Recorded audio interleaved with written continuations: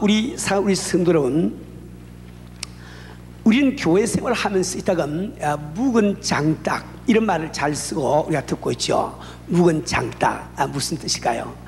묵은 장딱이란 이 마음속에 참 주를 향한 뜨거운 열정은 사라져버리고, 또 정말 이렇게 좀 주님을 섬기고자 하는 이 뜨거운 마음도 사라져버리고, 주님과 교제도 단절된 채로 좀 오랜 신앙생활을 통해서 하나의 틀에 박힌 종교인으로 전락한 이런 사람들을 우리가 이렇게 묵은 장딱이라고 부른 거예요. 근데 우리가 묵은 장딱이라고 스스로 자기를 부르거나 또 남이 그렇게 부르거나 상관없이 그 묵은 장딱님들은 그들도 언젠가는 과거에 큰 은혜를 받고 뜨거운 마음을 품고 주님을 섬기고 정말 눈물을 흘리면서 감동을 받으면서 전도하고 또 몸된 교회에서 힘써온 이런 믿음의 용사들인 거예요. 근데 그렇게 뜨거운 마음을 가지고 우리가 참 이렇게 주님을 섬기던 우리가 더욱더 주와 더 가까이 되어야 되겠는데, 왜 우리 마음속에 알맹이는 사라져버리고 이런 껍데기만 남은 이런 종교인이 되고 마느냐, 묵은 장딱이 되고 마느냐? 그에는 이유가 있는 거예요. 이유가 있다는 이 말은 그 일단 처방도 있다는 이야기입니다. 그 기대를 가지고 들었어요. 왜 그런 현상이 벌어지는가? 지금 현재 은혜받고 뜨겁게 믿는 그분들도 앞으로 지나보세요. 자기도 모르게 묵은 장딱이 되고 말아. 근데 왜 그 묵은 장딱이 되는가? 그것은 이유가 있습니다. 그것은 여러분들이 우리 하나님을 아시되 하나님에 대해서 오해를 하고 계셔. 그분은 어떻든지 우리가 무슨 죄를 지고 있는지 감시를 하다가 우리를 딱 죄를 지으면 그에 대해서 판단하는 하나님이시라, 이런 것 딱 마음속에 선입견을 갖고 있는 거예요. 우리가 이런 그 선입견을 갖고 있는 동안에는 묵은 장딱이 안 될 수가 없습니다. 그럼 왜 그런가 하니까, 그 누구를 방도하고 아무리 은혜가 봐도 은혜를 봐도 죄를 짓지 않고 넘어지지 않을 사람이 아무도 없거든요. 그러니까 내가 참 넘어지고 실수를 할 때마다 우리 하나님은 나를 판단을 하면서 여기는 사람은 그 판단 가운데 그만 내가 마음의 선입견을 가지고 마음을 닫아버리고 은혜 받은 것을 아예 포기해버리고, 그 이제 폼은 다 있는데 밖으로 보이는 은혜 받는 것 같은데 중심은 전혀 안 움직여요. 그리고 우리는 지난주에 무엇을 배웠습니까? 우리 하나님께서는 우리를 판단하시는 하나님이 아니시고 그분은 바로 우리를 사랑하시고 우리를 돕기를 원하시는 하나님이시라. 이게 대단히 중요한 거예요. 그래서 우리는 지난주 우리 공반 본문 가운데서 3장 17절에서 하나님이 그 아들을 생에 보내신 것은 세상을 심판하려 하심이 아니요 저로 말미암아 구원을 받게 하려 하십니다. 사실 우리 순자 한번 가만히 생각해 보세요. 우리 인간은 말이죠, 하나님의 판단을 새삼스럽게 받을 필요가 없습니다. 우린 이미 더 이상 타락하려야 타락할 여지가 없이 완전히 타락한 죄임을 알아야 되는 거예요. 우리 하나님께서는 최후 심판대, 백부자 심판대 앞에서는 심판을 합니다. 그러나 그분께서 우리 인간을 대할 때 우리 심판하기 원하는 것이 아니고 그분은 우리를 사하시고 구원하기 원하시기 때문에 독생자까지도 보내주지 않냐 말이에요. 그렇죠? 우리가 정말 우리가 섬길 우리 하나님은 우리를 판단하는 하나님이 아니라 그분께서는 바로 우리를 돕고 구원하기를 원하시고 사랑하시는 하나님이시라고 믿을 때 우리는 어떤 실수를 저지르고 어떤 죄를 짓더라도 그 하나님을 다시 바라보면서 또 우리가 참 은혜 받기 위해서 부르짖고 기도할 수 있는 거예요. 그렇게 할 때 그 사람은 때를 따라 필요한 은혜를 받기 때문에 묵은 장도로 변하지 아니하고 뜨거운 마음을 품고 항상 기쁜 신앙생활을 할 수가 있는 겁니다. 우리 성도들은 지금 드린 말씀이 지난주에 제가 설교한 그 요약이라고 말할 수 있어요. 오늘 읽은 본문 말씀은 크게 두 가지 부분으로 나누어서 생각할 수 있습니다. 첫째는 22절부터 30절까지인데 여기는 예수님에 대한 세례 요한의 마지막 증거가 나와 있습니다. 예수님에 대한 세례 요한의 마지막 증거가 나와 있다. 그다음에 31절부터 36절까지는 예수님의 참 신분과 그다음에 세상 사람들의 반응에 대해서 나와 있습니다. 우리 성도들은 오늘 우리는 이 공부를 쭉 해나가면서 여러분들 이 본문 가운데서 5가지 영적 원리, 영적 교훈을 봐야 되는 거예요. 그건 뭔가니까 제일 첫째는 바로 교회를 무너뜨리기를 원하는 사탄 마귀의 교회가 무엇이냐, 이것을 우리가 배워야 되고, 두 번째는 그러한 사탄 마귀의 교회의 대응책이 무엇이냐, 어떻게 우리 대응함으로 그 교회에 넘어가지 않느냐, 세 번째로 주님을 섬기는 참 성도의 자세가 무엇이냐. 네 번째는 예수님의 신분에 대한 사도 요한의 증거를 우리가 듣고, 그리고 예수님에 대한 세상의 반응과 그 결과에 대해서 우리가 공부를 하게 될 겁니다. 우리 성도들은 우리는 꼭 이걸 잊지 마세요. 요한복음을 공부할 때 이 요한복음을 쓴 목적은 바로 우리로 하여금 예수님이 그리스도시요 하나님의 아들이심을 믿게 해서 우리로 하여금 영생을 얻게 하기 위한 것이야. 이것이 바로 이 요한복음에 바로 쓴 목적입니다. 때문에 우리는 이 요한복음을 공부하면서 어떻게 요한복음이 우리 예수님의 하나님의 아들이시요 메시아인 것을 증명하고 있느냐, 거기에 초점을 두시고 공부를 할 때 바로 그 뜻이 잘 깨달을 수가 있는 겁니다. 우리 우리 성도들은 때문에 우리 사도 요한은 우리 예수님에 대한 증거를 하기 위해서 그분이 행하신 표적과 그분이 하신 말씀을 이 요한복음에 기록하면서 또 우리 예수님이 그리스도시요 하나님의 아들심을 증거하기 위해서 증인을 채택을 하고 있단 말이에요. 그 증인 가운데 가장 그 중요한 증인이 바로 오늘 본문에 나오는 세례 요한입니다. 이 세례 요한은 분명히 자기 자신은 사람들이 기다리는 메시아가 아니요 메시아가 따로 올 것을 이야기를 하고, 그는 참 예수님께서 그가 세례 주는 곳에 다가오실 때 보라 세상죄를 지고 하는 하나님의 어린 양이로다, 그는 증거를 했습니다. 그는 예수님께 세례를 준 다음에 그가 바로 우리에게 성령 세례 주실 분이심을 그는 벌써 이렇게 이미 증언을 했단 말이에요. 자, 이제 이 사도 요한은 우리 예수님께서 메시아임을 증거하기 위해서 이 가난 그 혼인잔치집에서 물로 포도주를 만든 그 사건과, 그러면 우리 주님께서 성전에 가서 성전을 청소한 이 사건을 우리에게 이야기해 주셨어요. 그건 왜 그런가? 물로 포도주를 만든 그것은 바로 우리 예수님이 하나님의 아들이심을 증명해 주는 하나의 증거 표지이기 때문에 그렇습니다. 뿐만 아니라 그 당시에 이스라엘 백성들은 이제 메시아가 오면은 그는 주의 전을 삼하는 열심을 저를 삼을 것이다, 이렇게 알고 있는 거예요. 그래서 이제 이 성전 청소 이 사건을 우리에게 그 증거로 내주고 있는 겁니다. 그 후에 우리 예수께서 예루살렘에 머물러 계시면서 많은 표적을 행하셨습니다.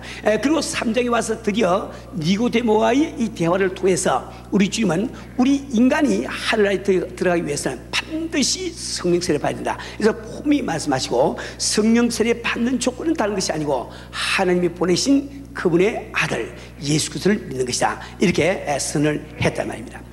그리고 그 니고데모와의 대화가 3장 21절까지 이렇게 이어지게 됩니다. 이제 사도 요한은 마지막으로 세례 요한을 다시 한번 정언대 위에 세우는데 그 내용이 바로 우리가 지금 공부하려고 하는 3장 22절부터 30절까지다, 이렇게 보시면 되겠어요. 자, 이제 우리가 22절부터 차례로 공부를 해보도록 하겠습니다. 22절에 보니까 이후에 예수께서 제자들과 유대 땅으로 가서 거기에 함께 유하시며 세례를 주시라. 이후에 하는 이 말은 바로 우리 예수께서 니고데모와 이렇게 대화를 나누신 그 후라, 이런 뜻이 되겠죠. 그런데 지금 우리 예수님께서는 원래 그 세례를 받으시고 그분께서는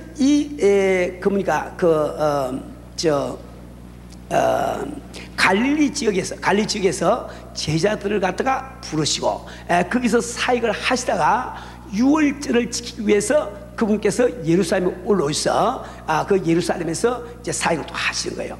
그 하시고 니고데모를 만난 다음에 그분은 본문에 보니까 유대 땅으로 갔었는데, 이때 이 유대 땅이라고 하는 것은 예루살렘 자체가 유대 땅 속에 포함이 되어 있는 거예요. 그러니까 12지파 가운데 유대 지파가 이렇게 그 상속받은 그 기업이 바로 유대 땅이 되겠죠.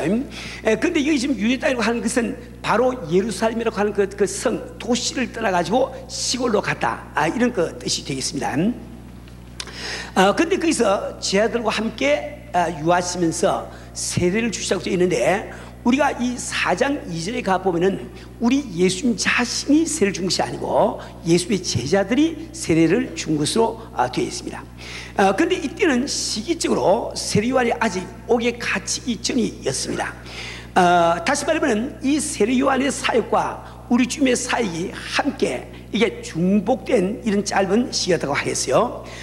이때 참 이 세례요한은 살렘 가까운 그 에노이라고 하는 곳에서 이렇게 그 세례를 주었다 이렇게 되어 있는데, 살렘이라고 하는 이 말은 그 뜻이 평강이요, 에노이라고 하는 이 말은 그 당시에 쓰이던 아람으로서 이 뭡니까 그 샘의 물에 거는들 이런 것 뜻을 갖고 있다고 합니다.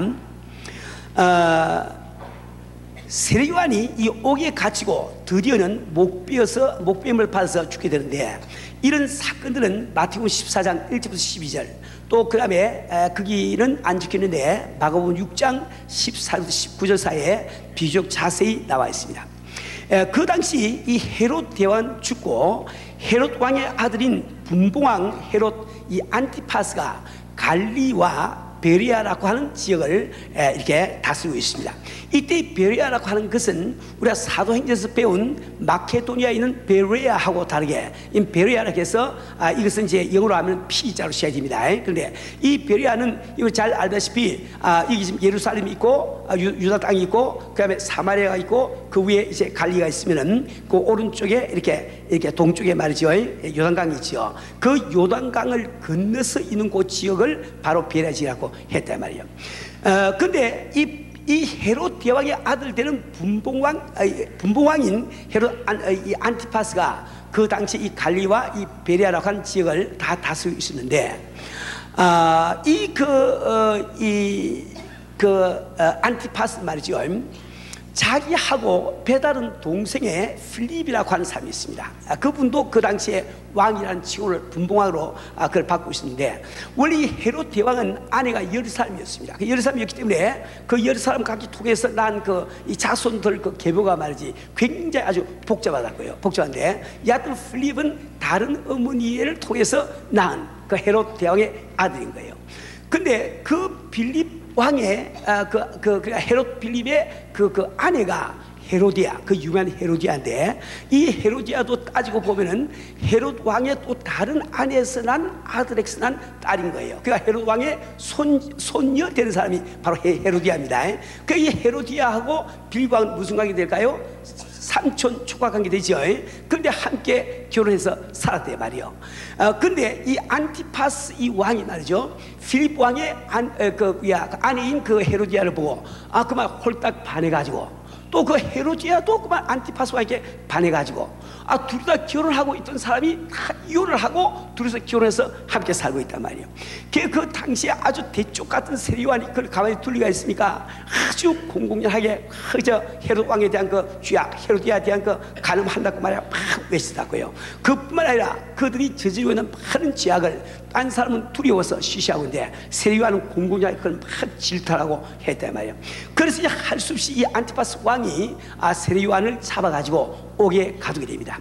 우리 세례요한은 옥에 갇힌 다음에 그가 참 제자들을 예수님께 보내가지고 오실 그가 당시 오니까, 그렇지 않으면 우리가 다른 일을 기다리니까 하는 그 질문과 그 다음에 그 예수님의 답변이 마태복음 11장에 기록되어 있죠. 여하튼 이 헤로디아는 어떻게 하든지 이 세례요한이 너무 미워가지고 잡아 죽일 바라는데, 그 남편 때는 그 헤롯 안티파스 왕이 이 세례요한이 의인이다 이렇게 생각하고 죽일 거려하는 거예요. 그래서 죽이지 못하고 있습니다. 근데 바로 이 헤로디아가 세례요한을 죽일 수 있는 좋은 찬스가 왔거든요. 그게 뭔가니까, 이 안티파스 왕이 생일을 당해가지고 생일 잔치를 여는데, 한참 그 생일 잔치 흥이 막 이게 참 클라이막스에 도달했을 때, 그때 이 헤로디아가 필립 왕과 사이에서 낳은 딸이 살로메라고 하는 딸이 있는데, 요 딸이 나와가지고 이제 왕을 위해서 이제 춤을 추는 거예요. 근데 안티파스 왕이 그 살로메를 볼 때 너무너무 아름다움에 그만 반해가지고 하는 이야기가, 네가 요구하는 것은 무엇인지 주겠다, 우리나라 절반이라도 내가 주겠다 하고 맹세를 딱 했다고요. 그 이 살로메가 자기 엄마한테 무엇을 내가 요구할까요 하고 언어해보니까 헤로디아가 됐구나 하고 말이지, 세례요한의 이 목을 갖다 요구하라 이렇게 그걸 시켰단 말이에요. 그 헤로디아가 그 요구를 하니까 이 안티파스 왕은 이 그 세례 요한이 죽을 아무 죄도 없을 알았지만은 자기가 이미 한 말에 대한 그 체면 때문에 할 수 없이 사람을 보내가지고 그 세례 요한을 갖다가 죽여서 쟁반에다가 그 세례 요한 그 머리를 담아가지고 그 사람한테 갖다 주는 장면을 우리 영화에서 봤지요. 그래서 그것이 바로 우리 세례 요한의 그런 하나의 그 죄가 됩니다.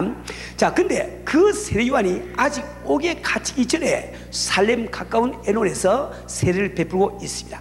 근데 이 세례 요한의 제자들과 어떤 유대인 사이에 결례에 대해서 변론이 벌어진 거예요. 결례라고 하는 것은 지난번에 우리가 배운 대로 이 이스라엘 백성들이 부정을 입었을 때 그것을 씻을 수 있는 여러 가지 그 의식이 있는데 그것을 통틀어서 결례라고 부르는 거예요. 그런데 이 당시에 이 유대인과 세례 요한의 제자들 사이에 결례에 대해서 변론이 인 것은 아마도 추측건데 세례 요한이 베풀고 있는 세례가 더 효과적이냐, 혹은 지금 예수라고 하는 분도 지금 세례를 베풀고 있는데 그것이 더 효과적이냐, 어느 쪽을 우리가 세례를 받아야 더 이렇게 참 이렇게 죄사함을 받을 수 있느냐, 아마 이런 것을 가지고 변론을 한 것 같습니다. 왜냐하면 변론하던 그 이스라엘 그 세례 요한의 그 제자들이 자기 스승 세례 요한을 찾아가서 한 말이죠. 라비어, 스님과 함께 요단강 저편에 있던 자 곧 선생님이 증거하신 자가 세례를 주매 사람이 다 그에게로 가리라. 오늘 이 말씀을 잘 여러분 들으셔야 됩니다. 다시 말하면 이 제자들은 세례 요한에게 가서 지금 당신 뒤에 오신 그 예수님이 인기가 더 높아지고 있습니다, 이 말을 지금 해주고 있다고요. 근데 왜 제자들은 가서 그 말을 새삼스럽게 하고 있나, 그 원인, 그 동기를 참 잘 아셔야 되는 거예요. 언뜻 보면은 자기 선생님을 위하는 것 같지만 이게 사실은 그렇지 않다고요. 그런 말을 하면은 보통 사람 같으면 반드시 그에 대해서 부정적인 이야기를 합니다. 어떤 사람이 나보다 더 인기가 있다 할 때 그 사람에 대해서 은근히 착 돌려가지고 이렇게 부정적인 이야기를 다 한다 말이요. 뭐 예를 들어서 어떤 참 목사님이 집회를 인도하는데 많은 은사가 나타나. 그래 또 다른 목사님이 집회를 인도하고 있어. 우리 성도들이 쫓아가서 이야기합니다. 아이고 목사님, 아무개 목사님 뭐 더 은혜스럽다고 막 교인들이 더 난리던데요. 이게 참 한마디 하면은 그 목사님은 또 뭐 들은 목사님은 자기들도 자존심이 있으니까 나쁜 생각으로 그런 것이 아니고 본성적으로 한 이야기가 뭐 은사가 전부 다가 아니야, 뭐 하면도 한다 거예요. 그 은사가 전부 다 아니야 하면은 또 그걸 듣고 가만히 것이 아니고 반드시 저쪽 목사님 또 찾아가서 아이 목사님, 아무개 목사님 말하는데 은사가 아무것도 아니라고 그러는데요. 이렇게 하니까 은사 가지고 일하는 그분 기분이 퍽 또 나쁠 거 아닙니까? 그럼 또 저분에 대해서 또 나쁜 이야기 하게 된다고요. 그래서 이 나쁜 이야기가 오고 가는 동안에 한 몸으로 이래야 될 이 교회가 분열이 되고 틈이 나고 이게 되지 않냐 말이요. 그렇죠. 참 이것은 바로 사탄 마귀가 이 교회를 참 분열시키고 무너뜨리기 위해서 가장 잘 쓰는 하나의 그 귀가 된단 말이에요. 이것이 바로 사탄 마귀가 쓰는 귀가 됩니다. 우리 성도 여러분, 우리는 지금 교회 생활을 하면서 우리는 얼마나 아무 생각 없이 부정적인 이야기를 입에 올리기도 하며 내가 들은 부정적인 소문을 근거도 알아보지 아니하고 우리는 개인 사승이나 심지어 공식에서까지 이렇다고 하던데요 하고 이야기를 하고 있냐 말이에요. 그죠? 이렇게 우리가 할 때 우리 자신이 지금 사탄 마귀의 선봉장으로 쓰임받고 계신 것을 분명히 일깨워야 되는 거예요. 우리 성들은 오늘 우리는 이 사실 한 가지만 딱 깨닫고 여러분 실제로 옮겨도 우리 교회는 그대로 천국이 되버려 말 거예요. 우리 성들은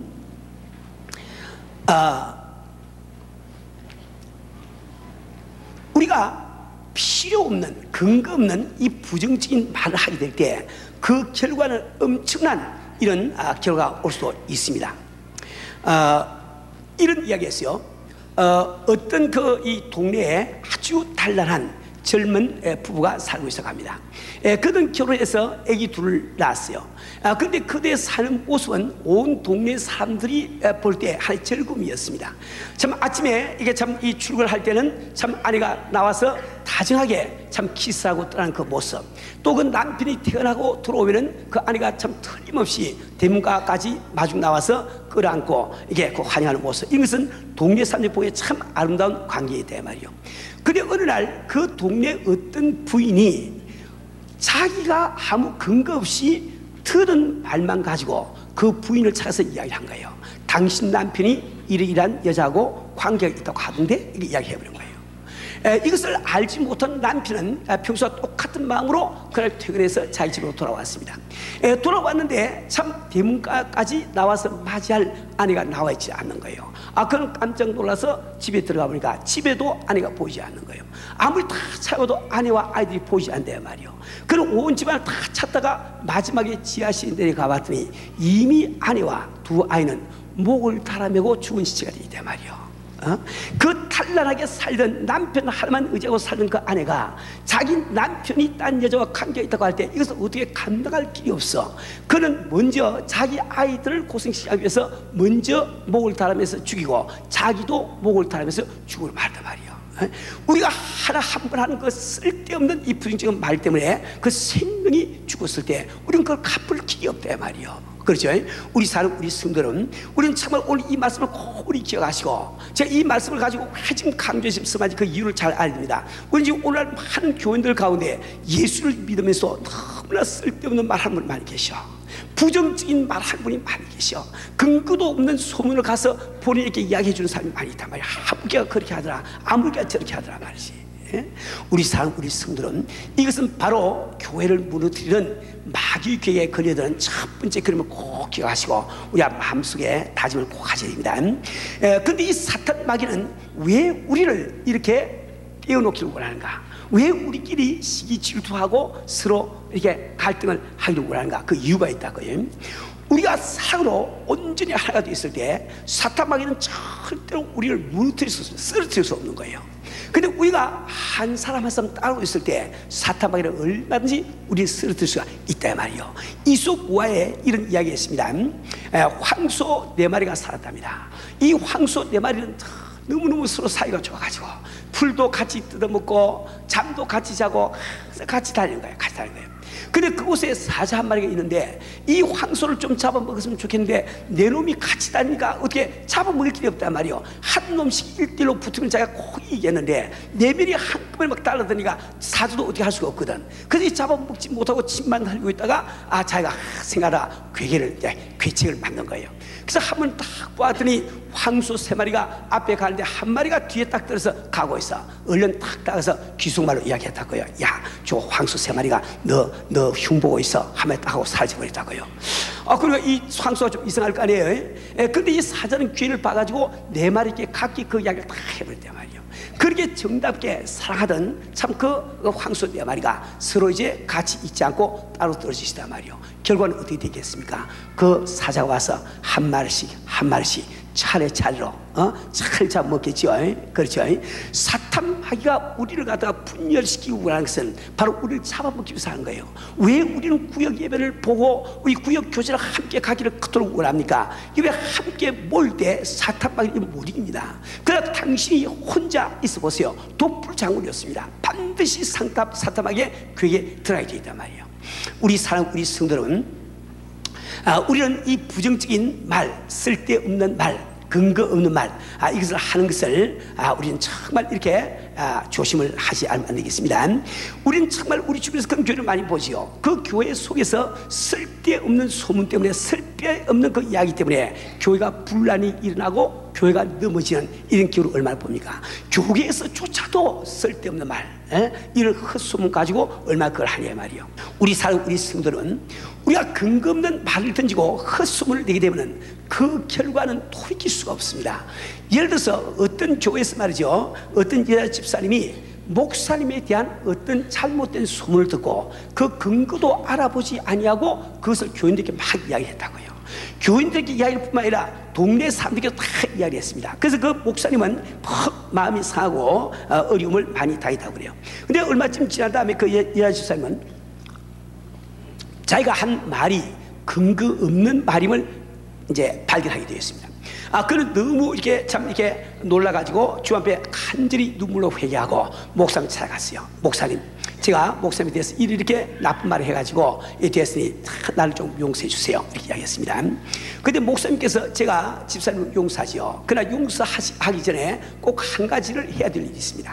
그 여자 집사님은 제가 한 일이 있으니까 제가 하지요, 이야기했다고요. 그랬더니 하는 말이 집에 가서 닭 한 마리를 잡아가지고 기틀을 다 뽑아서 그걸 바구니에다가 담으라 이 말이야. 담은 다음에 당신은 거리에 나가서 네 거리마다 가서 그걸 갖다가 뿌리라는 거예요. 뿌리고 그 다음에 이제 남은 또 기틀이 있을 텐데 그것을 교회로 갖고 와서 교회 총탑 위에 올라가서 그걸 확 뿌리라 이거예요. 그래서 그렇게 하겠다고. 그 집사님 가서 그걸 다 한 거예요. 하서 이제 목사님한테 목사님 제가 다 하고 왔습니다. 그랬더니 목사님께서 하신 말씀이 한 가지만 더 해야 된다고. 그게 무엇인가 그랬더니 이제 도로 가서 그 기틀을 다 주워 가지고 갖고 오라고 말이야. 그 기틀을 주술 길이 있습니까? 그렇잖아요. 그 집사님이 이거 목사님 그걸 다 흩어버린 기틀 어디에 줍냐고. 그러니까 당신이 쓸데없는 이야기를 하게 되면은 그 결과는 우리가 담을 수가 없다 이 말이야. 그러니까 앞으로 조심을 하라고 이렇게 이야기했다는 그 이야기를 제가 책에서 읽은 적이 있습니다. 우리 성도는 우리가 한번 쓸데없는 부정적인 이야기, 근거 없는 소문을 전달할 때 그로 말미암은 결과를 내가 책임을 질 수가 없는 거예요. 내가 만약에 남의 돈을 2만 불, 3만 불, 10만 불을 떼먹었어. 나중에 회개할 때 그 원금에 이자 붙여가지고 갚아주면 되는 거예요. 그죠? 그래 헛소문을 내가지고 입힌 이 피해는 우리가 그것을 갖다가 갚아줄 길이 없는 거예요. 우리는 기억하시고 우리 쓸데없는 이런 부정적인 이야기 또 이런 그 소문을 갖다가 이렇게 입에 담으면 안 됩니다. 그렇기 때문에 우리 주님께서도 이 헛소문에 대해서는 반드시 신문을 하시겠다고 말씀하고 계십니다. 내가 너에게 이르노니 사람이 무슨 무익한 말을 할지라도 무슨 무익한 아무 이익이 없는 이야기를 할지라도 심판날에 이에 대해서 신문을 받으리라. 근데 우리는 지금 유해한 이야기를 갖다 안심하고 하고 있잖아요 말이요. 그죠? 오늘 우리 순 이걸 꼭 우리 기억하시고 우리는 절대로 알지 못한 이야기 하지 마시고 또 덕이 안 될 이야기 하지 마시고 부정적인 이야기 하지 마시고 꼭 입을 다무시는 이분 되실 줄로 축원합니다. 우리 성도는 자 근데 우리가 아무리 이렇게 이야기하더라도 우리 가운데 부정적인 이야기를 또 하고 소문을 퍼뜨리는 사람이 한 사람도 없으시겠어요? 다 없으시겠나? 어떻게 생각하세요? 그렇지 않죠? 또 깜빡 잊으려 하거나 또 새 가족도 잘 모르시니까 또 하거나 반드시 교회 안에서 또 헛소문을 내고 쓸데없는 부정적인 이야기하는 사람이 꼭 있을 거예요. 그런데 이제 중요한 것은 그것은 현실적으로 어떻게 할 수 없기 때문에 그러한 사탄 마귀의 괴계에 우리가 어떻게 대응하냐 그 대응책을 잘 알아야 되는 거예요. 그렇죠? 그러니까 우리가 이걸 잘 기억하세요. 우리 교회에서 얼마든지 앞으로 있을 수 있는 이야기이기 때문에 제가 이야기 드립니다. 우리는 지금 구역 교회를 정착시키기 위해서 여러 가지 연구를 하면서 기도를 하면서 교육을 하고 있습니다. 그래서 아마 우리가 8월 중순이나 9월 초가 되면은 정식 우리 교회에서 구역 교회 이 프로그램이 시행이 될 거예요. 그 될 때는 우리 모든 일주일 동안 예배 프로그램이 달라집니다. 여러분이 좀 더 구역에서 구역 활동을 중점적으로 하기 위해서 교회에서는 주일 예배와 그 찬양 예배 하나 둘만 남기고 나머지를 다 없애버리려고 그럽니다. 그냥 구역 활동을 더 원활하게 할 수 있도록 말이죠.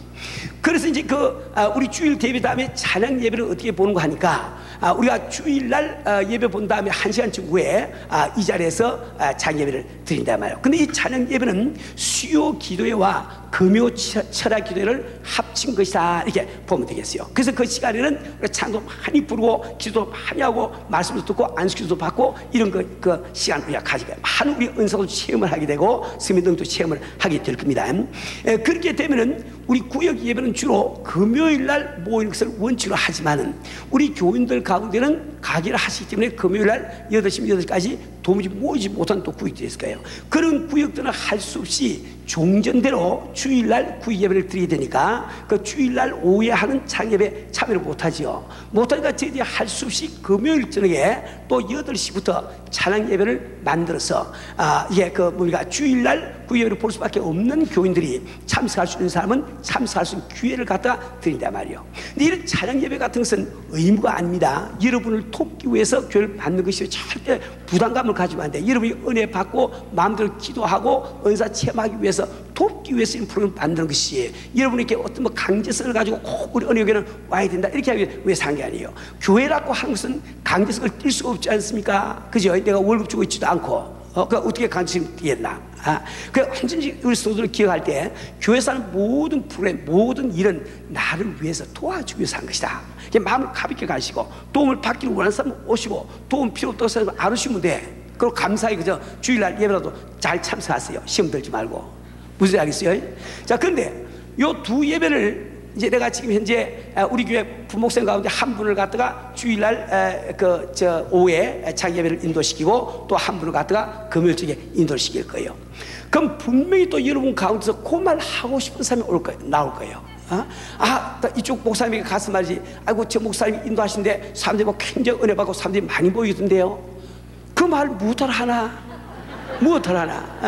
그럼 그 말 들은 목사님은 또 자존심이 있으니까 은근히 3쿠션으로 말이에요. 3쿠션 직접은 안 하시고 그 목사에 대해서도 부인지 이야기도 한다 말이에요. 그게 왔다 갔다 하니까 교회가 이게 틈이 나고 사탄에게 넘어가거든요. 그렇지 않습니까? 그러니까 우리가 이게 참 잘 아셔가지고 우리는 그런 쓸데없는 일 하지 마세요. 절대 그런 이야기를 하지 말라 말이에요. 자, 근데 근데 이제 문제는 말이죠. 이제 목사님이 그런 이야기를 들었을 때 상대방에 대해서 조금 이게 안 좋은 이야기를 은근히 삐치는 이유는 또 왜 그러냐? 그건 목사님 자신도 아직도 안 죽어서 그래. 안 죽어서. 아직도 육이 살아서, 그죠? 사람에게 칭찬받고 교인들에게 존경받는 이게 좋다 이 말이요. 아직도 목사들도 그게 남아있으니까 이게 문제가 되는 거거든. 그렇죠? 그러면 이제 우리가 이러한 일이 교회에서 안 일어날 수가 없는데 이것을 우리가 막는 길이 뭐야? 그 대응책이 무엇이냐? 그것이 이제 세례요한이 바로 그 대응책을 잘 이렇게 말씀해 주고 있습니다. 자, 이 세례요한에게 말씀을 전한 사람들의 의도도 바로 그런 의도였다고 말씀드리지요. 근데 세례요한은 예수님과 세례요한 사이를 갈라놓기 원하는 그 마귀의 괴계에 넘어가지 않고 어떻게 제시했는지 보기를 바랍니다. 27절 말씀 보면 요한이 대답하되 하여 가로되 만일 하늘에서 주신 바 아니면 사람이 아무도 할 수 없습니다. 만일 하늘에서 주신 바가 아니면 사람이 아무도 할 수 없습니다. 그렇죠? 이건 무엇을 뜻합니까? 우리가 범사에 하나님을 인정할 때 우리는 사탄 마귀의 그런 괴기를 갖다 벗어날 수 있는 기회를 열린단 말이에요. 어떤 사람에게 더 많은 능력이 임하고 어떤 사람을 통해서 더 많은 은혜가 끼치셨다 할지라도 그것이 하나님으로 말미암은 것이 믿어지면은 이쪽 목사가 불쾌할 이유가 하나도 없는 거예요. 그 이유가 이제 그렇지 않습니까? 그렇죠? 그러니까 우리는 이 세상을 살아가면서 이 사탄 마귀의 괴기에 들지 않기 위해서는 우리는 모든 것이 하늘에서 주시 아니하면 불가능한, 이걸 꼭 믿어야 됩니다. 그래서 우리 가운데 어떤 축복을 받는 사람이 있어, 어떤 능력을 받는 사람이 있어, 또 어떤 참 이렇게 참 은사를 받는 사람이 있어, 우리는 그것을 기뻐해야지. 그것 때문에 배가 아파하면 우리는 사탄 마귀에게 지게 되고 한다 말이에요. 우리 사는 우리 성도 여러분, 이 잠언 3장 6절에는 다음과 같은 말씀이 있습니다. 너는 범사의 그를 인정하라. 그리하면 내 길을 지도하시라. 우리가 범사의 이처럼 하나님을 인정할 때 하나님께서 우리의 삶의 길을 지도해 주시고 약속해 있다 봐요. 우리 성경에 보면은 범사의 감사함으로 정말 축복받은 그 본보이가 있는데 그분이 바로 우리가 잘 아는 요셉입니다.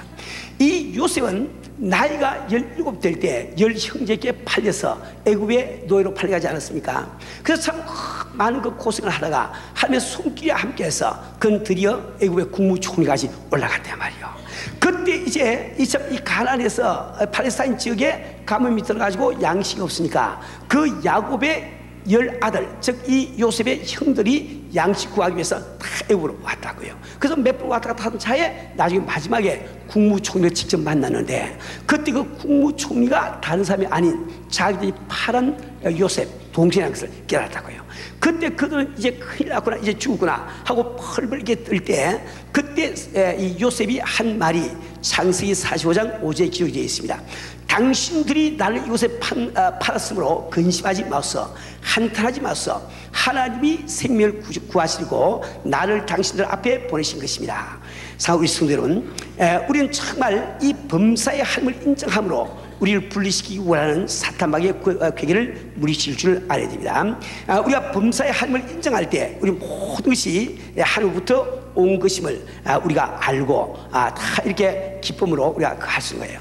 우리 성도들은 근데 우리가 하나님께서 어떤 은혜를 주시고 은사를 주시고 축복을 주실 때, 그래서 그분이 큰 일을 행했을 때 우리가 빠지기 쉬운 함정이 있습니다. 그건 뭔가니까 마치 그 일을 자기가 한 것처럼, 저 하나님이 해준 거 한번 잊어버리고 자기가 한 것처럼 생각하니까 그때부터 마음에 교만이 들어있단 말이지. 이 가장 위험한 일인 거예요. 그래서 이 고린도전서 4장 7절에서 사도 바울은 다음과 같이 권고하고 있습니다. 누가 너를 구별하였느뇨? 내게 있는 것 중에 받지 않는 것이 무엇이요? 내가 받았은즉 어찌하여 받지 않은 같이 자랑하느냐? 네가 교만하게 스스로 생각할 때는 네가 지금 하나님의 축복과 은혜로 그 일을 해놓고 마치 안 받은 것처럼 여기니까 그래 하지 않느냐. 그래서 우리는 끝까지 아무리 주께서 우리를 써주셔도 우리 마음속의 겸손과 이걸 다 유지해야 되는 거예요. 우리 사는 우리 성도는, 어떤 미국 목사님이 이런 말을 한 적이 있습니다. 교회 안에는 5가지 종류의 뼈가 있대요. 뼈다귀, 본이 있대. 그게 뭔가니까 첫째가 위시본이 있고, 두 번째는 저본이 있고, 세 번째는 파니본이 있고, 네 번째는 드라이본이 있고, 다섯 번째는 백본이 있대요. 위시본이란 무슨 말입니까? 우리가 닭을 먹을 때 여기 Y자 된 거 있죠? 서로 다 잡아가지고 긴 쪽을 가진 사람이 자기 손이 이루어져 그러지 않습니까? 그 위시본들이 있어. 교회에 나와서 이런 축복 좀 받았으면 좋겠는데, 저런 축복 좀 받았으면 좋겠는데, 참 우리 교회가 이렇게 됐으면 좋겠는데, 그 위시는 참 많은데 꼼짝달싹 안 해요. 앉아가지고 전혀 노래 안 한단 말이야. 그런 사람을 위시본이라고 부르거든. 두 번째는 저본이 있는데, 이것은 특뼈가 얼마나 강한지 끊임없이 그저 여기 가서 이 말 제가 정말 끊임없이 이렇게 하는 저본이 있어. 저본 누군지 모르겠네. 저본. 그 세 번째는 파니본이 있는데, 이 파니본이라고 하는 것은 여기 지금 이 뭐지? 팔꿈치죠. 팔꿈치 요 뼈가 요 굉장히 섬세하죠. 뭐 잘 보시면 하고 막 전겨 오르죠. 요것은 파니본이라고 합니다. 파니본. 그래서 이 교회는 파니본들이 또 많이 있어가지고 요거만 말해도 그냥 시험 떨고, 요거만 말해도 교회 안 나간다고 말이야. 이런 사람들이 너무너무 많아. 파니본들이 많단 말이야. 자기 자신을 잘 보세요. 나는 무슨 어느 뼈에 속한 가문인가. 그 다음에 네 번째는 드라이본이 있어. 다 말라 비틀어서 그야말로 묵은 장닭이야. 꼼짝달싹 못해. 그 반면에 백본이 있는데, 이 백본이야말로 신체를 다 곧장 세워주는 구실하는 거죠. 그죠? 야, 우리는 정말 이 5가지 본 가운데 어떤 본인지 나 자신 진단하시고, 우리가 스스로 다 백본이 되기 위해서 아주 작정하신 여러분들 되시기를 축원합니다.